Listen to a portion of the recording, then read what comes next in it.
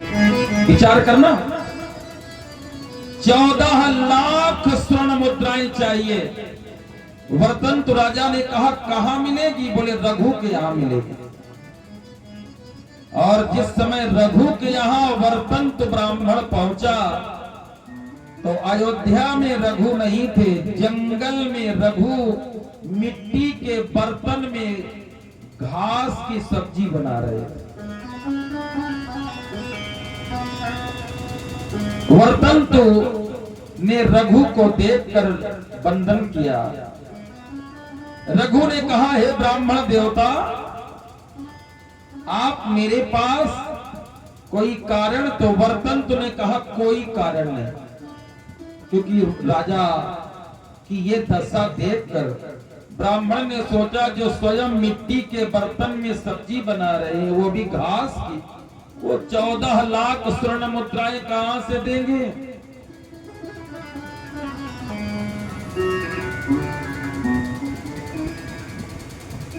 रघु ने, आप किसी न किसी कारण से आए हो, बताओ तो। वर्तंत ने कहा कोई कारण नहीं। रघु ने कहा झूठ मत बोलो, आप ब्राह्मण हो और ब्राह्मण हो के झूठ बोलोगे? वर्तंत रोने लगे। राजा की उस दशा को देखकर वर्तंत रोने लगे, आंखों में आंसू आ गए। रघु ने कहा ब्राह्मण देवता, आप रोने लगे, किसी ने आपको सताया है? संसार में ऐसा कौन है जो ब्राह्मण के ऊपर उंगली उठा सकता है? मैं उसे मार डालूंगा, आप बताएं मुझे। वर्तंत ने कहा नहीं, तुम्हारी इस दशा को देखकर मुझे रोना आ रहा है। कहा चक्रवर्ती सम्राट अयोध्या का राजा रघु आज घास फूस की सब्जी बनाकर, वो भी मिट्टी के बर्तन। मुझे पता चला है कि अयोध्या में अकाल पड़ गया है। तो रघु ने कहा ये जीवन का संघर्ष है, राजा को धैर्य बनाना चाहिए, समय का इंतजार है। कभी आज अकाल पड़ा है तो कभी समृद्धिशाली भी हमारा राष्ट्र होगा। पर आपने बताया नहीं, आप आए क्यों? वर्तंत ने कहा कैसे बताएं, मेरी तो जुबान ही नहीं खुल रही। रघु ने कहा कोई संकोच नहीं करना, आप मुझे बताइए। तब उस ब्राह्मण ने कहा कि मैंने अपने गुरुदेव से कहा दक्षिणा मांगिए, उन्होंने 14 वर्ष मुझे पढ़ाया, 14 प्रकार की विद्याओं का मुझे ज्ञान दिया। तो उन्होंने कहा कि 14 करोड़ स्वर्ण मुद्राएं हमें दे दो। अब जब आपकी ये दशा मैंने देखा तो हम कैसे आपसे कहें कि आप हमें 14 करोड़ स्वर्ण मुद्रा दे दो? रघु ने कहा इतनी छोटी सी बात, हे ब्राह्मण देवता आप रोइए मत, मुझे थोड़ा समय दे दीजिए। राजा रघु खड़े हो गए और देखा तो वृक्ष में अपना धनुष और बाण तरकस टंगा हुआ था। उठा लिया धनुष, चढ़ाया बाण और मंत्र का संधान करके सीधे बाण से कहा कुबेर के खजाने के पास जाकर गिरो और कुबेर को शीघ्र मेरे पास लाकर खड़ा करो। चला हुआ बाण, जिस समय बाण गया और कुबेर के चरणों में पहुंचा, कुबेर ने जान लिया अरे ये तो रघु का बाण है, इस समय रघु संकट में है, मुझे चलना चाहिए। और वो बाण के पीछे पीछे कुबेर चल पड़े और वो बाण वहीं पर रुका जहां पे रघु और वर्तंत ब्राह्मण बैठे थे। कुबेर ने रघु की दशा को देखा। कुबेर ने कहा महाराज, आपने हमें बाण के द्वारा आमंत्रित किया, बताइए मैं आपकी क्या सेवा कर सकता हूँ? राजा रघु ने कहा ये ब्राह्मण देवता है, और मैंने ब्राह्मण देवता को 14 करोड़ स्वर्ण मुद्राएं देने का मैंने वचन दे दिया है। प्राण जाए वर वचन न जाए। और उसी समय कुबेर ने खोल दिया खजाना। हे ब्राह्मण देवता, जितनी स्वर्ण मुद्राएं चाहिए ले जाओ। 14 करोड़ स्वर्ण मुद्राएं लेकर के वर्तंत कुबेर के खजाने से रघु के पास में आए। वर्तंत ने कहा, रघु, सुना करते थे कि रघु नाम के कोई राजा है, पर आज हमने देख लिया। अरे जिसकी समाज, जिसकी प्रजा एक एक दाने के लिए तड़प रही हो, जो राजा 10 दिनों से भोजन न पाया हो, आज वो राजा ब्राह्मण की इतनी बड़ी सेवा। ऐसी परिस्थिति में 14 करोड़ स्वर्ण मुद्राएं, धन्य है राजन। और वही वर्तंत 14 करोड़ स्वर्ण मुद्राएं अपने गुरुदेव के चरणों में समर्पित किए। गुरुदेव ने कहा, कहां से लाए हो? बोले, कुबेर के खजाने से लाया हो। कुबेर का खजाना किसके आदेश से? बोले, रघु के आदेश से। पर हे गुरुदेव, ये स्वर्ण मुद्राएं आपके लिए नहीं, ये स्वर्ण मुद्राएं हमारे लिए नहीं, हम जंगल के महात्मा हैं। अरे हम महात्मा ये सब क्या करेंगे स्वर्ण मुद्राएं? हे गुरुदेव, राजा रघु पर संकटों के बादल घिरे हुए हैं। अगर आप आदेश करें तो ये स्वर्ण मुद्राएं हम रघु को वापस कर दें। गुरुदेव ने कहा, बिल्कुल वापस करो।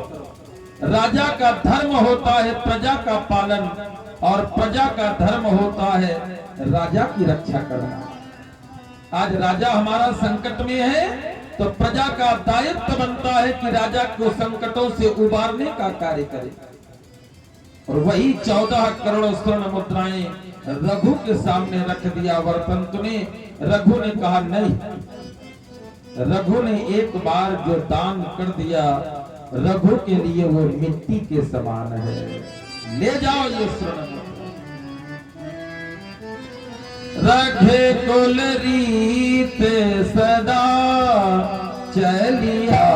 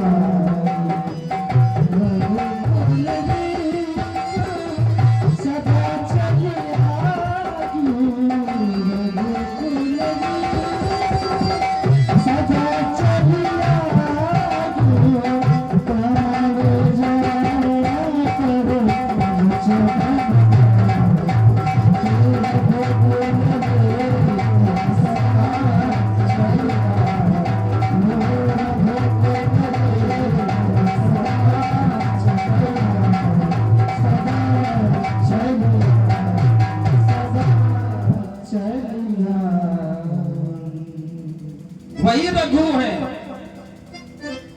जिनसे रघुवंश चल गया। रघुवंश, ये रावण 64 चतुर्युग राज्य करने वाला रावण,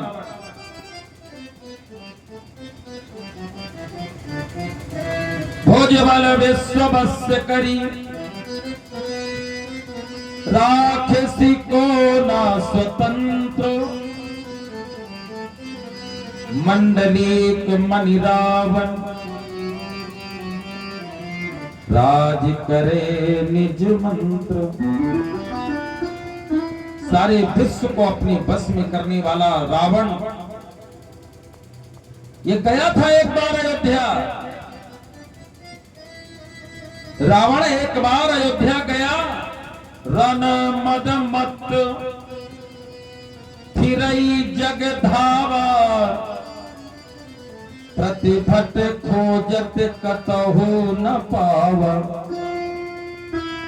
अपने बराबर का योद्धा इसको कोई नहीं मिला।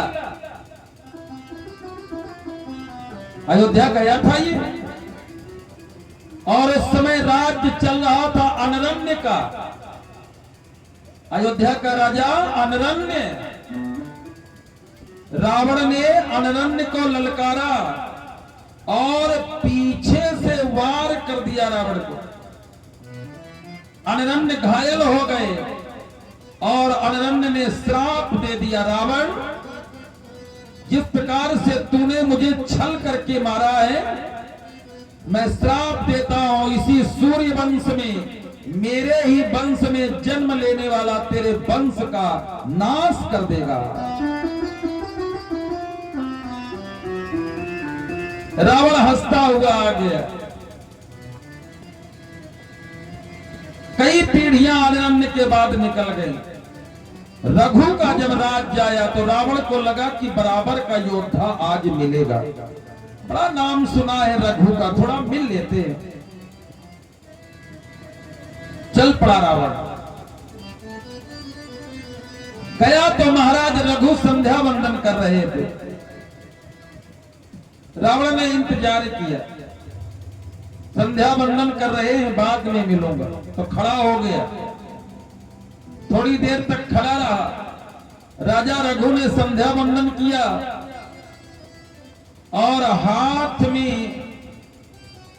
जल लिया, और जल लेकर के जैसे ही उत्तर दिशा की ओर छोड़ा तो जल की जितनी बूंदें थी वो सब तीखे बाण बन करके चल पड़े।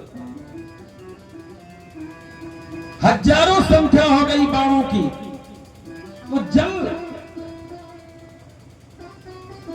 और वो बाण जाकर के साए साए की आवाज।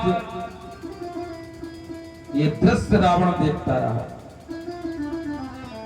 थोड़ी देर बाद सारे के सारे बाण लौट करके आए और राजा रघु के आसन पर तिनके की तरह बैठ गए। रावण ने कहा, ये महान आश्चर्य। रघु जी ने कहा, रावण यहां तुम कैसे? बोले, आया था आपसे मिलने, हम तो आपसे युद्ध करने आए हैं। रघु ने कहा, युद्ध करोगे? अनरण्य का राज्य नहीं है जो तुमने छल से मारा था, मैं अभी युद्ध करूंगा। जैसे उठाया धनुष बाण से रावण कांपा। रावण ने कहा, एक बात पूछना है। अभी जो मैंने देखा ये दृश्य, आपने हाथ में जल लेकर के छोड़ा, ये हजारों बाण, ये सब बाण कहां गए थे? राजा रघु ने कहा, यहां से दूर एक गिरी कंदरा है जहां पर माता नंदनी बड़े भाव से घास चर रही है। तो नंदनी घास चर रही है तो आपने ये जल क्यों छोड़ा? बोले, इसलिए छोड़ा कि नंदनी तो घास चरने में मस्त है, पर एक सिंह शिकार की तलाश में बैठा हुआ है। जब तक मैं वहां पहुंचता तब तक वो नंदनी को खा जाता, इसलिए मैंने यहीं से बैठे बैठे ही उस सिंह को समाप्त कर दिया। रावण ने कहा, सत्य? बोले, जाओ जाकर देखो।